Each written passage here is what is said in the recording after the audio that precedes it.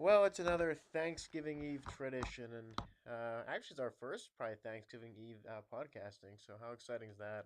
It's very exciting. Yeah, I don't think we've ever done one before. No, I mean it's either we don't have lives or we just we're actually really dedicated to the cause. Right, absolutely. Well, I figured since it's Thanksgiving and since we both pretty much pretty much like both promotions to a degree, I thought we could do the ever so fun. I guess it's like the first ever real big rivalry of the big two. The 1987 showdown of Survivor Series versus Starrcade, Okay. going head to head the same night on pay per view. Well, I did not know that actually. Yeah. What happened was, now I can't remember. I remember David Crockett talking about this, and so did Greg Gagne on respective DVDs. I think David Crockett talked about it on. I'm pretty sure it was the Starrcade DVD. He basically talked about how um, they planned on having Starrcade '87. Everything was set, but then McMahon was sneaking around doing his thing where he wanted to promote a pay per view around Thanksgiving time as well, and he kind of strong armed the cable companies and told them that if you don't play Survivor Series, and we're not gonna have WrestleMania 4 play on your whatever cable company. But to me, if I was like the cable company, I'd be like, well, I don't give a crap. I mean, we could just play whatever else we got. It don't really matter. But Right. I that's what I kind of don't understand. I guess they figure like WWE was a hot ticket, but I'm like, well, if there's other wrestling, it's not really gonna it's not really gonna matter. But I guess like it's like one of those situations where like, I guess the cable company caved in, but Right. even Well, you're also coming off the heels of WrestleMania 3, so I think everyone wanted in on that action. I think so too. And it makes sense because it was popular at the time. I know the Ganyas had their Super Clash. That was the year like later, and that was around early December of 1988. And so Survivor Series, and Starrcade at the time, that hurt that company big time, and that's pretty much why that wasn't a success. Super Clash 3 because they had, Starrcade and Survivor Series very close to that pay per view. So like they said, who's going to shell out another $24 to go watch this pay per view? Hmm. I wouldn't sell out $20 to watch CWA at that time. It was pretty bad, but that's just me. Um, this is interesting because originally a lot of the formulas they use for these pay per views are already things that happened in like a territory or on like one part of the country when they would have annual shows. So like Christmas, Thanksgiving, those are always shows that were taking place all over the country. Mainly, I'm sure, like the main territories and promotions, but also like in January too, they used to have the Cow Palace, the big battle royal over there. So that's like where the Rumble, I'm sure, got that concept from. Not even the concept of the Rumble, just having the event in January. I'm thinking. So a lot of it's already things that really you could say almost to a degree like these pay per views weren't really original with the idea of having something big on a holiday. That's already been going on. It was just never on pay per view before. So now they had Starrcade '83. That was a big thing for Thanksgiving, and then they decided to do more. So we're here at '87. If man's coming in and just bullying everybody, and so he kind of like strong armed the Crockett's in a way and really hurt their business by doing this. I think obviously Survivor Series was a more successful pay per view for the buy rates just because he like threatened everybody verbally and with his actions. But Survivor Series '87 I didn't think was that great. I think Starrcade had it all over that. Yeah, I don't recall Survivor Series 87, and I know for a fact I haven't seen Starrcade 87. But just looking at the cards, yeah, it looked like Survivor Series. If I had to pay to see one, I'd pay to see Survivor Series. Yeah, see, I'm pretty much like I'm Starrcade, and I'll tell you why. I get why you would pay to see Survivor Series. It makes sense. It's a big scale production. It's a happening. It's fun. You got Monsoon and Ventura on the mic. Why not? But then I actually watched the pay per view, and it was pretty lousy. Um, I might not have been happy with the result, but I would have paid for it. well, yeah, I mean it's new and it's On November exciting. 25th, you're gonna have a party, and which one you gonna buy? I know. It's very interesting at the time. it's like one of those things too. The diehards are gonna watch NWA if they're diehards, and same with WWE. Or you could just buy both and tape one in one room and one in the other if that was possible. Or your buddy could order it. You could just record it on VCR at the time or Beta or whatever you had back then. Hmm. But the thing is, what's interesting about Survivor Series, when I was watching the show, it had that sloppiness that the WrestleMania one had.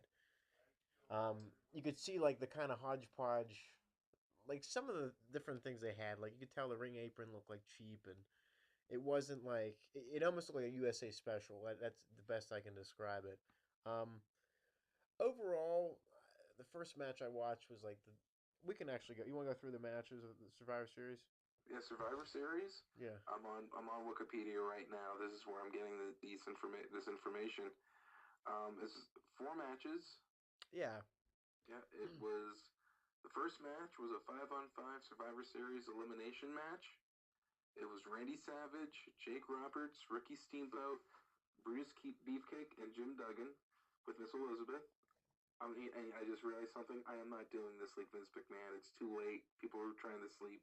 Not doing it. I'm not gonna. The honky tonk man. I'm not doing that. No. Okay. Versus the honky tonk man, Danny Davis, Hercules, Ron Bass, and Harley Race with Bobby Heenan and Jimmy Hart. Now, I watched this match and I thought it was pretty decent. I wasn't really. I don't know. I felt like it was an equal balance of like I guess star power to say. Um, wasn't bad. It wasn't like a phenomenal match, but I thought it was decent. A good opener. Right. For a 5-on-5 elimination, have they done some? Has this ever been done before? This seems like a lot of bodies in the ring. Well, they would do like special like main events. I have one of it on their best of the WWF VHS tape. They had like a 10-man tag, and it was a big like I guess it was 2 out of 3 falls, but I don't know if they've ever done an elimination before. I don't know. I mean, it's like one of those things where like I'm sure other promotions did it to a degree, but I don't. The first time I think on a big scale like this to a big audience, I think probably the first time. Right, because I can totally see them doing, hey, we're going to have this match, first time ever, live on pay per view, and then not really knowing how to do it. Yeah. You know what I mean? It's like, oh, we have a 5-on-5 elimination match. Okay. How are we going to do that? I don't know. We'll call it in ring. You sure that's a good idea? You're professionals. I understand that, but like, you know what I mean? I know, and you wonder if they actually did that or not. Like Yeah. what Like the you get like 5-on-5 scrubs and at some gym somewhere. You practice it, see if it can actually be done. yeah, and I'm sure it's pretty time consuming and trying to figure out all the spots and everything. Who's gonna do what? Mm-hmm. Uh, the So go ahead. I was gonna say you want to read the next match. Yes, the second match was actually a women's Survivor Series match, 5-on-5. The Fabulous Moolah, Rockin' Robin, Velvet McIntyre, and the Jumping Bomb Angels versus Sensational Sherry, the Glamour Girls, Donna Christianello, and Dawn Marie with Jimmy Hart. There you go. That's enough said right there. Yeah, I mean a lot of um, Hall of Famers in this. Yeah, the Jumping Bomb Angels were actually way ahead of their time. It was neat. I actually seen a few of their other matches. I believe they were on the, I think they were in the Royal Rumble. They were at the first Rumble. Yeah, and I saw a match of them in the Garden or in the Boston Garden, which was pretty good as well. They definitely had their time. They were like doing moves I don't think anyone's ever seen before. But see, that's the Japanese; they're ahead of us in wrestling. Right, Um, yeah. I remember watching this thinking it's okay, but I feel like this whole pay per view there's another match missing that's really gonna like capture us with like Junkyard Dog and all these other fun names that aren't there. I feel like they're missing like that one match that's really exciting. Right, yeah. I don't know. They need. It was all Survivor Series matches, but I don't. I guess something. I don't know. Something else to put it over the edge. Well, I think if they would have had one more survival match with like the Warrior was new at the time, maybe him and like JYD, Hillbilly Jim, and a couple other guys against another bad guy team because it just feels like we're missing like another. I don't know. It just seems like a weak card. Yeah, I mean, to say at the time though, you got Savage, Roberts, Steamboat, Beefcake, and Duggan on a team. That's a strong team. And the opposition's decently strong. I mean, Danny Davis and them, Ron Bass. I mean, I can see sort of there's some weak links there, but it's decent. But I feel like there's like that other match that other mid card type of match they're missing. Um, the tag team match was very boring. I watched that. The year after was a lot more exciting and a lot better at quality, you could say. This was just all over the place watching this. It was just like, all right, whatever. You could just tell it was just a mess.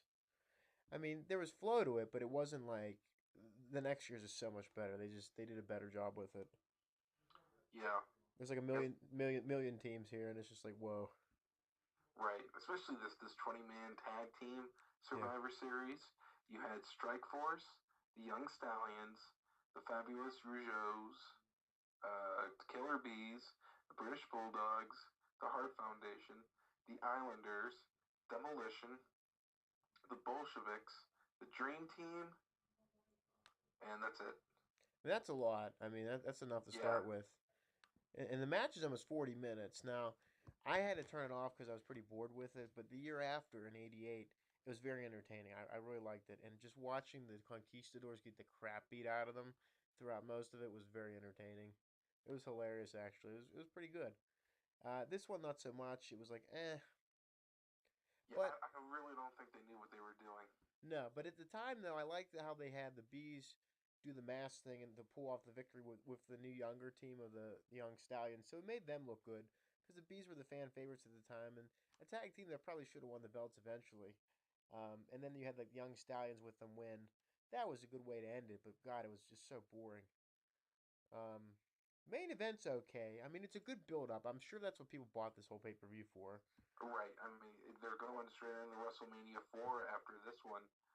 Andre the Giant, One Man Gang, King Kong Bundy, Butch Reed, and Rick Rude versus Hulk Hogan, Paul Orndorff, Don Morocco, Ken Patera, and Bam Bam Bigelow. I thought it was an entertaining match as well. I thought it was a little short for a main event, 22 minutes. I mean, maybe they could have pulled that off a little longer. Right. Um, you could see Bigelow, it was his time to shine there. He was like the new kid on the block, and he was something different and fresh, and people were really taking a liking to him. You could just see, like, during that whole match, that was his breakout type of match. Um, he had great promise. I'm not sure 100% sure what happened with his first run there, but I don't know. I thought it ended too short. Most people probably did as well. I think the long and short of that is that he just wasn't ready. Yeah. Yeah, because he came back and he came into his own then, but his first run in the Fed, he wasn't ready. I wish he would have stayed though. I mean, because like when he came back again, he just looked older, and it just, eh.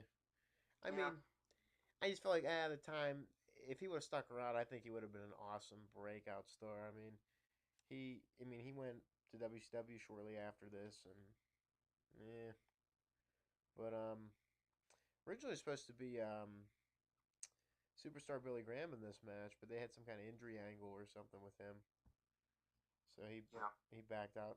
It was an okay match. I don't know. I just wanted more from this pay per view. I felt like I just the next year I felt like they delivered a lot better. Now some can argue and say the matches weren't as strong, but the quality was there. I just liked it. It just had this fun rhythm to it, and it had like decent matchups where I thought it was just a little. I mean, a little better, I guess. The women's match wasn't there, so that helps with that extra match. Um, I don't know about that because a lot of these women are main event, not main event, oh yeah, they're Hall of top of the Famers, line. Yeah, first ballot Hall of Famers. Yeah, Sensational Sherry. It was kind of weird during her time there because she was kind of a wrestler, but then a valet, and then they kind of I don't know. I didn't really watch in '87, so I can't give like a great analysis on like Sensational Sherry's wrestling career there. I mean, I don't really know, but um, I don't know. I think I'm more of a fan of Survivor Series '88 just because it's like Hogan and Savage on a team, and right. the tag match was better, and then the other two mid card type. I mean, Warrior was breaking out at the time, so I thought it was better. Um, but overall, this wasn't a bad pay per view. I think it was marketed better in Starrcade, of course, and it was on a Right. bigger. It's all about how they brand this company. They're very smart with that. They know what they're doing. They might not have the best wrestling compared to the NWA at the time, but it's marketed so well that you're gonna think it's the best thing since sliced bread, and they still do that today. You know? The Survivor Series, the first Survivor Series drew 21,000 people. Starrcade '87 drew 8,000 people. So you can see the difference right there. Yeah, You know, it's like it's the advertising, it's the marketing, and but there'd be other times though where the NWA would outdraw them. So it was give and take, I think, at the time. But right. you just look at the quality here. They just had better marketing. They were just on top of it, and they still do today. No one can touch WWE with their marketing. I mean, there's no way around that. It's gonna take a while for any company to do that. But they have this excitement about them. They have the good quality. They have the quality of keeping a storyline going where they can drag it on for a while, like Andre and Hogan at the time. They have that quality storyline where it's like they drag that on for a long time, and you got excited about it. Even though it was kind of dragged out a lot, I mean, a lot of fans were still interested, and they really wanted to see it, probably like another rematch. And they did do that. They dragged that thing out for a long time. That was like 2 years of that. Um, and WWE just always keeps you going. They always keep you interested in their storylines, their angles, and what they're doing, and they're always keeping it fresh. The NWA, Yep. the NWA, I think the problem with them was the wrestling was there, the storylines was there, but the marketing wasn't, and that was the hardest thing for them. They just couldn't get to that universal audience until later in the '90s, which was a great time anyway. The funny thing is about the Survivor Series Starrcade, speaking about marketing, the Survivor Series took place in the Ridgefield Coliseum in Richfield Township, Ohio, which is near Cleveland and Akron, while Starrcade, which is also called Chi-Town Heat, was in the UIC Pavilion in Chicago, Illinois. Now, is that because a Southern promotion was running Chicago? I don't know, but you would think in Chicago, it's one of the most populous cities in the United States, and you only drew 8,000 people. Well, there was a lot of talk. I mean, that was a big mistake on their point. They should have stayed in North Carolina like they usually did. Um, Ronnie Garvin, I remember hearing him talk about this in an interview, saying that why do we go to Chicago? It wasn't going to draw, and they didn't. I mean, it was kind of. This is the problem too. Like they were trying to be like WWF at the time. They were trying to expand, become this huge, instead of just a regional territory, a national territory. And almost a global territory. I'm sure eventually, but the problem was, I think they were. With Starrcade, you're better off staying in North Carolina for a while until you can really build that fan base where it's like, all right, we have to do it. People were wanting it. This was kind of like a blunder, unfortunately, Yeah. um, just because it was out of their base. They would always have Starrcade in North Carolina. That was their big thing. And once they moved out of there, it was like, whoops. Um, that's a shame because that kind of messed them up, and I think it hurt them in the long run. They'd always have it in Greensboro. That was their place. And to go from that to Chicago, it's like, ooh. And I don't think they went back to Greensboro in '88 either. They went somewhere else. Where'd they go? Let me take a look here. I'm sure people know more than me. Norfolk, Virginia. Yeah, so that was a blunder. They should have did that. They should have stuck in Greensboro. That's what would have sold out. That's what would have drew better than this. Um, well, I guess we should go into Starrcade. Yep. I was This is thinking that too. this is an interesting period of time because this is like a little mini invasion because they just bought the UWF from Bill Watch, which I would have never have done looking back. That was a big mistake. But this was a part of them. What they wanted to do, I listened to the Jim Crockett promotion DVD from High Spots. They were planning this whole wrestling network. They were going to be in movies. They're setting up offices in Dallas and all that. They were really looking to expand and become this mega power in wrestling. The problem was they weren't looking at the books, and they were like 2 million in debt or something. Um, Ooh. yeah, whoops. So they spent too much. But see, that all goes back to like they could have had McMahon eventually if they would have stayed the course and would have kept the money tight and just did what if they would have just stuck to what they knew and didn't expand so quickly to a degree because they had those stadium shows too for those bashes, and sometimes that would backfire because they didn't get enough people like they thought they would, and then they end up wasting money. That happened too. I'm not Right. I'm not sure like which specific venues, but some of them just blundered. So, but that's what they wanted to be like. They were, I mean, in 85, 85, 86, they were selling out stadiums and stuff. This was the hottest ticket. this was the place to be. They were like the new rock and roll wrestling. I mean, it was really a great time for professional wrestling. Oh, yeah, absolutely, 100%. But Watts conjured up the idea of telling them to, you know, I guess I don't know how that all took place. There's a whole thing about that, but he kind of convinced them to buy UWF, which I wouldn't have done. Who cares? They go out of business. What do they care, you know? But they bought it. They didn't really do much with the guys they brought in. Well, actually, let me go back on that. They didn't actually. I guess you could say like they didn't bring everybody in because a lot of those guys went to WWF too, like DBRC, the Gang, and some of the other guys. But what they did was they had a sort of a mini angle, mini storyline where there was like they were unifying some belts and they pretty much buried UWF though. They didn't do like a whole invasion where this is like us against you. It was kind of silently just. I mean, it wasn't silently, but it wasn't played out to the best of their ability with it. They could have really drawn out that storyline and made a whole pay per view off of that, but they really didn't. They just had a few matches with it. Um, the card's pretty good. I think it's solid. You get more matches here. Um, and the length isn't too short of the Survivor Series. Almost 20 minutes apiece for these matches for some of them. Um, Sting, Michael Hayes, and Jimmy Jam Garvin against Eddie Gilbert, Steiner, and Zabisco. Not a bad opener. The crowd was hot and loving it. Um, I liked it. I didn't understand why Hayes and Garvin were teaming up because they weren't the Freebirds yet. But yeah, whatever. Yeah, I don't know. Yeah, I don't know either. Um, Steve Williams and Barry Windham wrestled. This was kind of like a good match, but the problem with it was way too short. It was only 6 minutes and 50 seconds. So I don't know if somebody got hurt because Williams got like smashed in the crotch during the match, and I kind of wonder if they screwed up and he was just like out of it or what. But um, it was for the UWF Heavyweight Championship. That Um, seemed like it would have been a good match to watch, though. yeah, it was only 6 minutes and 50 seconds. And that's what killed it. I think that should have been a good 25-minute match. Rock and Roll Express against Midnight Express and the Skywalkers. Uh, that wasn't bad. Skywalker match. Yeah, Scaffold match. Gotta love them. yeah, and some people don't like them, but I'm like, you're not gonna get a Luthez type of match out of that. You're just gonna have it's gonna be a It's fun. it's so unnecessary. It is. So unnecessary and dangerous. Oh, absolutely. I mean, that's what I liked about the NWA though. They would take chances on like strange types of matches. Like I mean, like War Games, the Tower of Doom, the Skywalkers. I mean, you got all kinds of random weird matches they would conjure up, and it would be fun to watch. Steel cage, barbed wire, and all that. They did all that cool stuff. So I mean, it was different. Hmm. You wouldn't get that in WWF. You wouldn't at all. Oh God, no. We've come close, but not really. Yeah. Unification of the NWA World Television Championship with the UWF Television Championship. Nikita Koloff and Terry Taylor. That was a decent match. I liked it.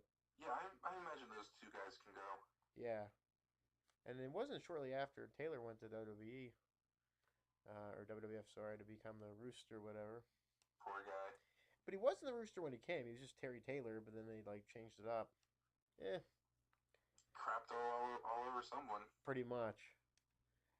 Anderson and Blanchard against the Road Warriors for the NWA Tag Team Championship. That was a good match too. Oh Little, yeah.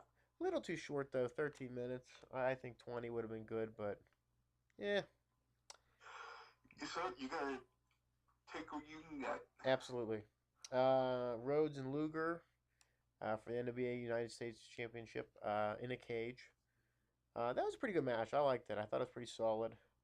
And then you got the main event of Flair against Garvin for the World Championship, which was decent too. But a lot of people said Ronnie Garvin wasn't the person to put in that position at the time. Hmm.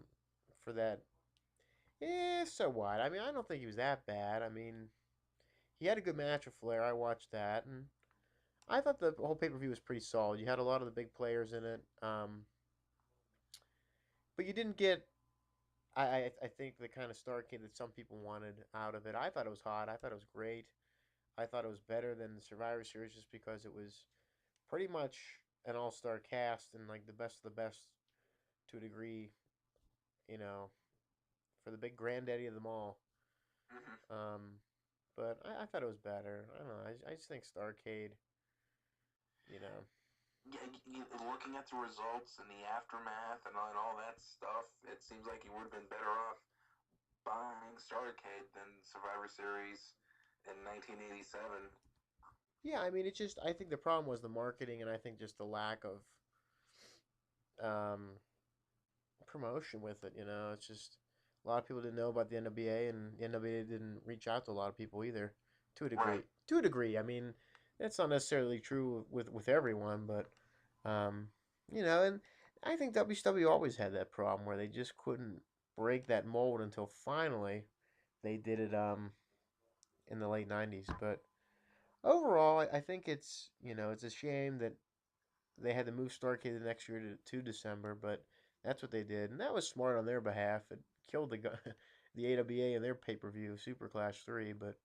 whatever. No one can win. I mean, I don't know why they decided to have a pay per view in December anyway. I guess that's before they knew that Starrcade was going to be moved to that point. But Super Clash was never really that hot anyway. No. It was always, Yeah. I mean, the first one was decent, but the other two were pretty bad. But overall, I mean, you like Survivor Series, I like Starrcade. Hey, why not? Right. Oh, you got a little Starrcade in my Survivor Series. See, Oh, you got a little Survivor Series mixed in with my Starrcade. why Oh, not? hey. Oh, hey, this is pretty good.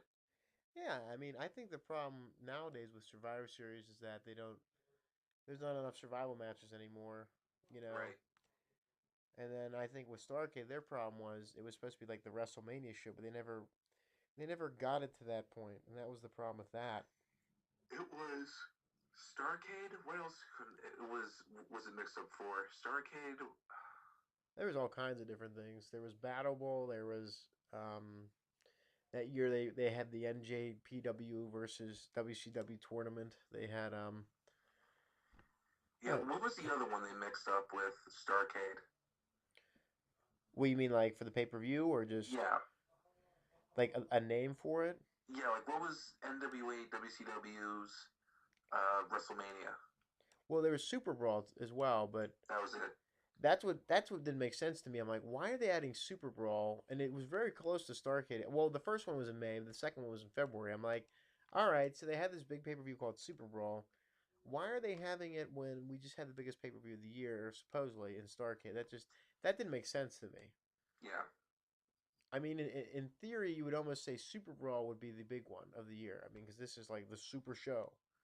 So I don't know. It's just like one of those bad booking decisions. I mean, Yeah. Right. What's TNA's WrestleMania? Bound for Glory, I guess, but I don't understand why it's not Slammiversary because that's the celebration of your company. Right. I don't understand that at all. But there's a lot of things about them I'll never understand. But Might not understand it for too long. I know, Might be reading about that in the history books. could be. Sorry, guys. Oh, I That's know, just how it is. I know, I'm glad you like TNA, but I mean, let's face it, that was like not the best run company. I know, and it's the same things over and over. But I thought this was a good discussion about both pay per views. I think throughout time, you could say they were almost neck and neck in quality. I think Starrcade over Survivor Series sometimes, not all the time, but I think they're pretty neck and neck. But Starrcade compared to WrestleMania, it's really hard to compare them. I like Starrcade, but you look at Mania and it's just. Over, you take Starrcade over WrestleMania? I think some of them, yes, not all of them, but some. Like So like Wrestle, the top five WrestleManias from 1 to 19, you would take over the top five Starrcades. probably I guess. I mean, so you're saying that I would take Mania over Starrcade? No, you take Starrcade over Mania. Oh well, eh, over some of them, yes, not all of them. Okay, so like the top five WrestleManias versus the top five Starrcades. It's tough. I don't know. I mean, the problem is it's all about to me the in ring quality rather than the whole show and all that. If you're Yeah. looking at a spectacle point in like a marketing from WrestleMania all day, but if you're looking at in ring work, it's tricky. Man, I don't know. 17. What Starrcade can match up against WrestleMania 17? I'll have to go back and look. That's the catch, man. I would 17, say 97, 14, maybe 3. 97. I don't know. I gotta look. I haven't. 4 was good. 17 was really good, but then looking back at it too, some of the matches were pretty awful. Like, I mean, there were some bad ones in there too, but I don't know that like if 17 was just more of a nostalgia type thing or what. It was just it had a, and that's a shame what happened with that too because the invasion kind of ruined their whole Yeah, the whole flow. that's true. That's true. Well, I'm gonna cut this short because we gotta go. But thanks for listening, fans. Yeah, you have a happy and safe Thanksgiving. All right, nighty night. Gobble gobble.